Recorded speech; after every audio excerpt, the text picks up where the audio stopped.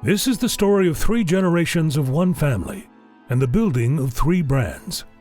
A dream that began with one man who recognized a need and possessed the spirit and drive to see it through. That man was Westy Bucky. Although his formal education ended after 8th grade, Westy became a voracious reader at an early age. He taught himself skills in electronics, mechanical engineering, and refrigeration. In 1926, Westy Bucky moved his family to Madison in search of better opportunities. Westy soon found work in the refrigeration field, but as the Depression of 1929 hit, work became scarce. He took on side jobs, including work as a refrigeration consultant for renowned architect Frank Lloyd Wright. He soon recognized a need for reliable home refrigeration and began experimenting. Word spread of Westy's success with his experimental freezer units. He saw his opportunity and hired his brother Charles to construct wooden shells in Rice Lake. He then shipped them to Madison, where Westy and his son Bud completed the units. As World War II came to an end, the economy started booming, and so did Westy's business. In the summer of 1945, he decided to incorporate, choosing the name Sub-Zero for the below-zero temperatures his units produced. Well, both my dad and my grandfather, they built the business on quality. It's always been the cornerstone of Sub-Zero, and now with Wolf and continuing on with Cove. It just so happens Bud was studying engineering at the University of Wisconsin Agricultural School. Bud's newfound knowledge and ties with the university proved invaluable.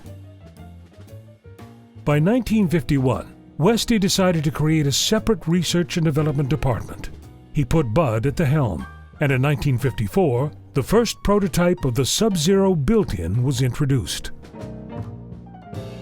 Throughout the late 50s, Sub-Zero expanded its marketing of the built-in line and continued developing industrial refrigeration.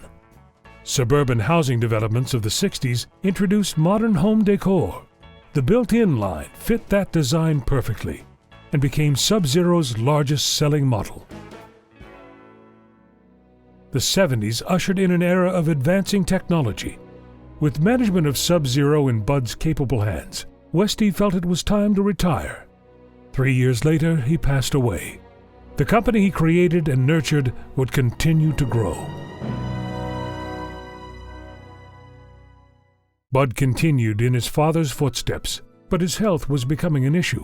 So he hired longtime business associate Homer Price.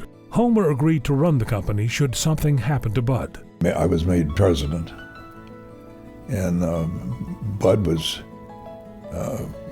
chairman of the board. Sales were skyrocketing. A new built-in plant was established to handle the increased volume. Development of an overseas market had begun, and a new leader was coming up the ranks. Jim worked in sales. He worked with the distributors. He worked with the service people. He worked with me a lot. So it was kind of a natural. Jim was in place to become manager of a new plant that was under development in Phoenix. As construction began, Bud's health deteriorated. 2 months before the plant's completion, Bud Bucky passed away in May of 1981. As a little girl, I would ask my dad if we were rich. And he would look at me and he said, "Oh, we're very, very rich." But it's not because we have money, it's because we have each other. And that was the essence of who he was.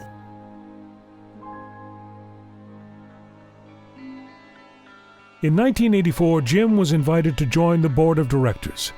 Then, in 1989, he took the reins that his father had held before him. Jim took Sub-Zero into the next decade with new concepts, such as integrated refrigeration and wine storage units. Just before the turn of the century, Jim made the decision to acquire Wolf Gourmet. It wasn't long before Sub-Zero and Wolf together became kitchen soulmates. We needed to come with a cooking line.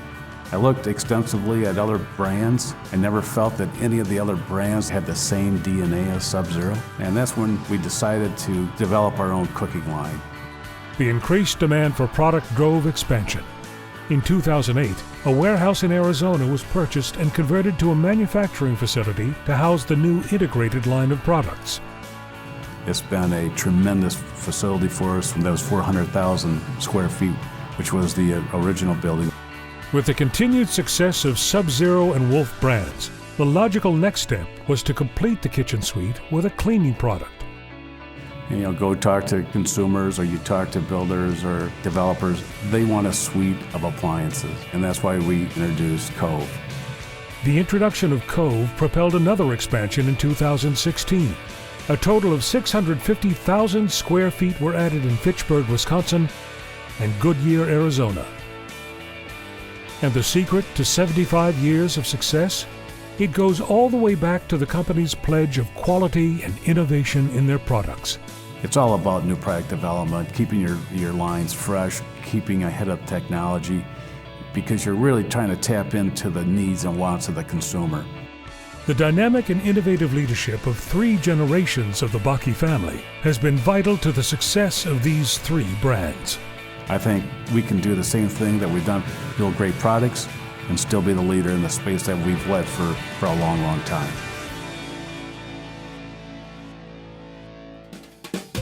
Live freshly. Live joyfully.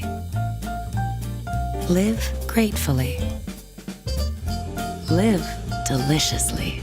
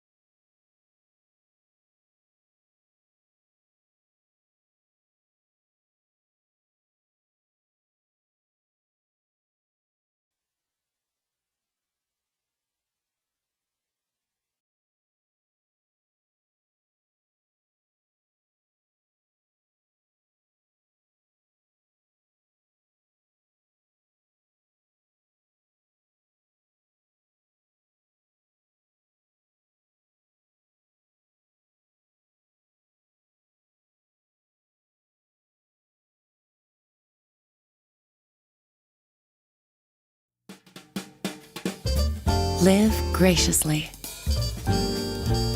Live colorfully. Live spotlessly. Live deliciously. Relish every flavor, recipe, guest, and each and every occasion to share wholesome, home-cooked food together. Live deliciously.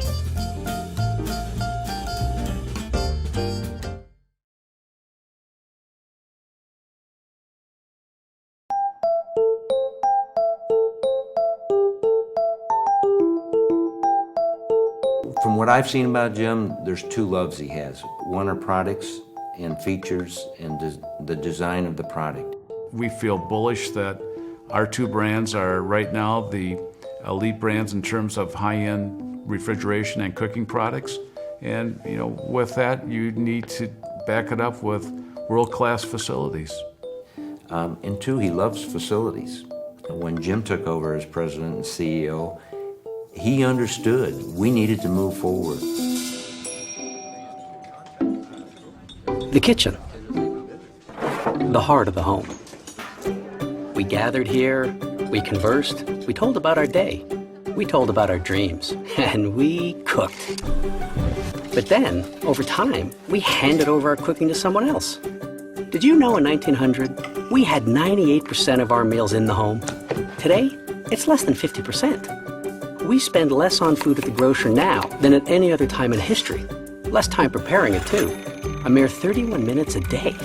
We complain we have no time to cook, yet we fill up on cooking shows rather than doing it ourselves.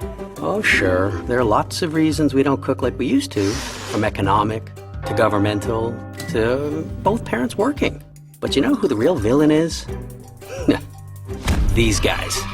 We joke, oh, sort of. Yet the spud, our most popular vegetable, by the way, it symbolizes our reliance these last few decades on letting someone else cook for us. But is it really this little slice of fried nirvana's fault? No. It's processed food's fault. It's the drive-thru's fault. It's kind of all our faults. So, how do we fix it? Easy. Start with one. One family dinner a week. Set a time. Set the table. And just cook. Keep it simple. The act itself is powerful. Next week, maybe 2 dinners. Soon you, along with a whole bunch of others, can lay claim to your own kitchens. And maybe we as a society can grow a little bit, get smarter, and more importantly, healthier. Here are a few really easy to do tips. First, make a plan. It's the best way to ensure you'll cook. Buy fresh. Cook it while it's fresh. There are websites to help, apps to help, maybe even just make an old-fashioned list. Next up, celebrate the goodness of food. Food is so important. Good, fresh, delicious food is extra important. Embrace this, and you may soon learn to love cooking healthy, tasty meals for your family to enjoy. And last but not least, cook together. We know you're busy. We know you need 25 hours in your day. But really, if you can set aside some time when screens are off, when everyone's in the kitchen and dare we say it, helping prepare a meal, we'll talk about togetherness. And that's what Reclaiming the Kitchen is all about.